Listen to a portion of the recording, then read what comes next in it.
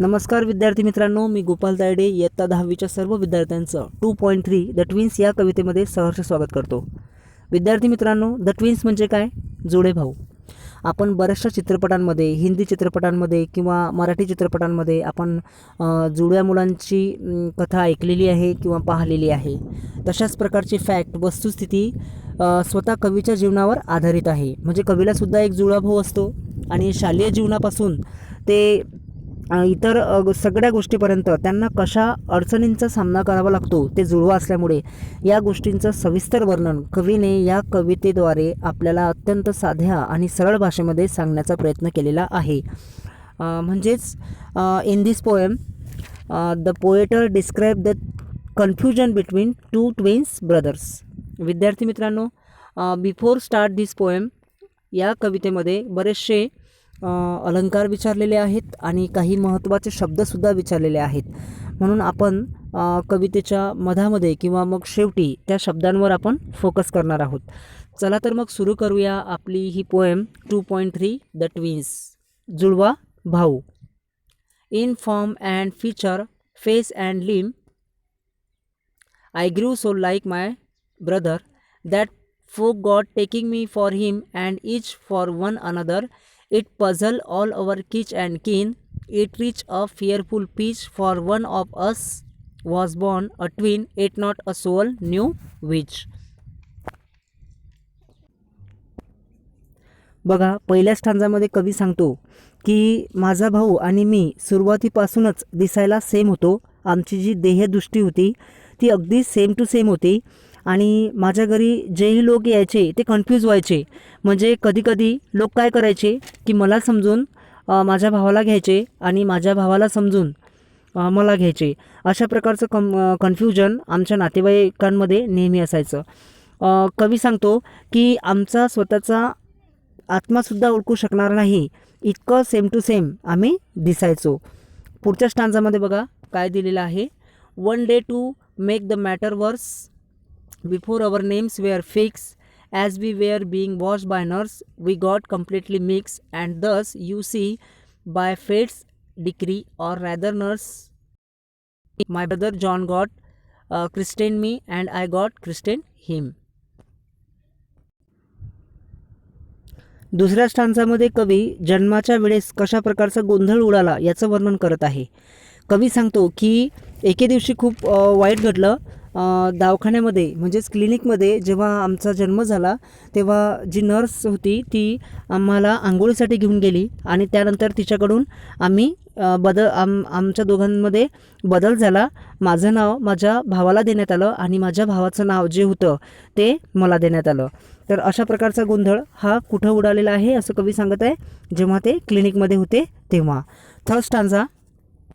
The fatal likeness even dogged my footstep when at school, and I was always getting flogged, for John turned out a fool. I put these questions fruitlessly to everyone I knew. What would you do if you were me, to prove that you were you? तिसऱ्या स्टांजामध्ये शाळेमध्ये असताना कशा प्रकारे आमचा गोंधळ उडायचा याचं वर्णन कवीने केलेलं आहे. कवी म्हणतो की जसे जसे आम्ही मोठं व्हायला लागलो तशा प्रकारे लोकांनी आमच्या सारखे दिसण्याच्या या स्वभावाचा खूप फायदा घेतला. कवी पुढे सांगतो की माझा जो भाऊ होता म्हणजे जॉन हा शाळेमध्ये खूप खट्याळ होता आणि काय करायचा तो की मस्ती वगैरे करायचा आणि त्याच्यानंतर संपूर्ण जे नाव आहे ते कवीचं स्वतःचं यायचं आणि त्यानंतर शाळेतले जे शिक्षक होते ते शिक्षक कवीला स्वतः शिक्षा करायचे. तर कवी सांगतो की कोणत्याही फळाची अपेक्षा न करता मला तुम्हाला एक प्रश्न विचारायचा आहे. जेवढं मला माहीत आहे त्या सगळ्यांनाच मी हा प्रश्न विचारतो असं कवीचं मत आहे. कवी असं म्हणतो की तुम्ही काय केलं असतं माझ्या जागी जर तुम्ही असता आणि तुम्ही आहात हे प्रूव्ह करण्यासाठी तुम्ही काय केलं असतं. म्हणजेच कवीचं असं म्हणणं आहे की तुम्ही असा विचार करा की माझ्या जागी जर तुम्ही स्वतः जर असते तर तुम्ही त्यावेळेस काय केलं असतं. म्हणजेच यावरून आपल्याला असं दिसतं की कवींना खूप मोठ्या अडचणींचा सामना करावा लागला आणि एवढा मोठा गोंधळ कवीच्या जीवनामध्ये घडला याचं वर्णन कवी आपल्याला या प्रश्नावरून सांगत आहे. पुढचा स्टांजा बघूया. Our close resemblance turned the tide of my domestic life, for somehow my intent bride became my brother's wife. In fact, year after year, the same absurd mistakes went on, and when I died, the neighbor came and buried brother John. बघा, शेवटच्या स्टांजामध्ये कवी म्हणतो की ही जी अडचण आहे, आमच्यामधलं जे साम्य होतं ते पुढे खूप वाढत गेलं आणि बऱ्याच सिच्युएशन बदलत गेल्या. माझं जीवनसुद्धा बदलत गेलं आणि पुढे तर असं झालं की मला जी पत्नी ठरवण्यात आली होती ती माझ्या भावाला देण्यात आली आणि या परिस्थितीमुळे मी माझी पत्नी गमावून बसलो, असं कवी मजेशीरपणे आपल्याला सांगण्याचा प्रयत्न करत आहे.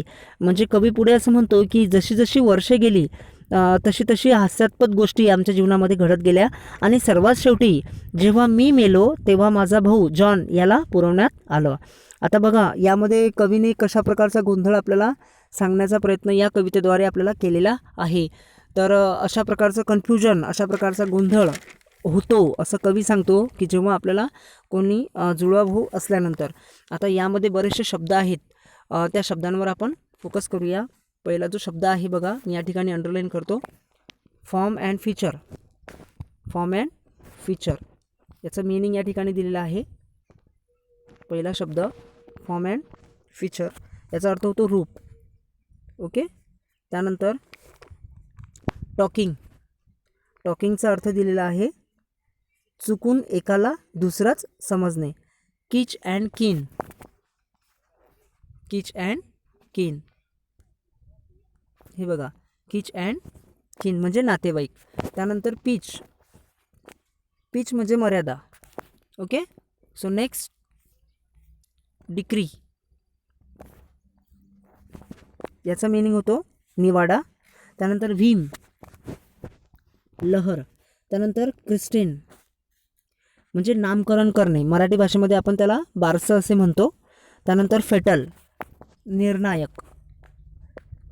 त्यानंतर डॉग्ड, पिच्छा न सोडणारा. त्यानंतर फ्लॉग. फ्लॉग ओके, म्हणजे चोप बसणे. त्यानंतरचा पुढचा शब्द आपण बघूया, टर्न द टाईड म्हणजेच परिस्थिती बदलणे. अशा प्रकारे हे शब्द मी तुम्हाला या ठिकाणी सांगण्याचा प्रयत्न केलेला आहे. आता कवितेच्या फर्स्ट स्टांजामध्ये काही अलंकार विचारलेले आहेत, सेकंडमध्ये पण आहेत आणि थर्ड फोर्थ स्टांजामध्ये सुद्धा काही फिगर ऑफ स्पीच ज्याला आपण म्हणतो ते विचारलेले आहेत.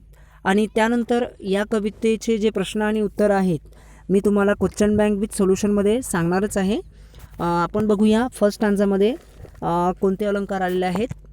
बघा, फर्स्ट लाईनमध्ये या ठिकाणी इथं ॲलिस्ट्रेशन अलंकार आलेला आहे. ॲलिस्ट्रेशन. ओके, ॲलिस्ट्रेशन फर्स्ट स्टांजामध्ये. ओके. सेकंड स्टांजामध्ये आपण बघूया, पहिल्या ओळीमध्येच इथं मी तुम्हाला सांगितलेलं आहे या ठिकाणी ॲलिस्ट्रेशन अलंकार आलेला आहे. सेकंड स्टांजामध्ये बघा, या ठिकाणी ॲजपासून ते नर्सपर्यंत इथंसुद्धा ॲलिस्ट्रेशन अलंकार आहे. आता ॲलिस्ट्रेशन अलंकार कसा ओळखायचा, तर बघा या ठिकाणी डब्ल्यू रिपीट झालेला आहे. डब्ल्यू म्हणजे जेव्हा एखादा शब्द रिपीट झालेला असतो, when the first word repeated that time alliteration हा अलंकार होतो. त्यानंतर आणखी पुढे माय ब्रदर, इथंसुद्धा एक अलंकार होतो. माय ब्रदर ते मीपर्यंत हायपरबोल. ओके. त्यानंतर सर्वात शेवटच्या स्टांजामध्ये हायपरबोल अलंकार आहे या ठिकाणी. अँडपासून ते जॉनपर्यंत इथंसुद्धा हायपरबोल अलंकार आहे. इथंसुद्धा हायपरबोल अलंकार आहे. तर विद्यार्थी मित्रांनो, ही होती आपली पोएम 2.3 द ट्विन्स. तुम्हाला ही कविता कशी वाटली हे कमेंट्समध्ये मला तुम्ही नक्कीच सांगा. आणि द परिवर्तन लर्निंग सेंटरला सबस्क्राईब करा. ओके. भेटूया मग नेक्स्ट लेसनमध्ये. तोपर्यंत टेक केअर.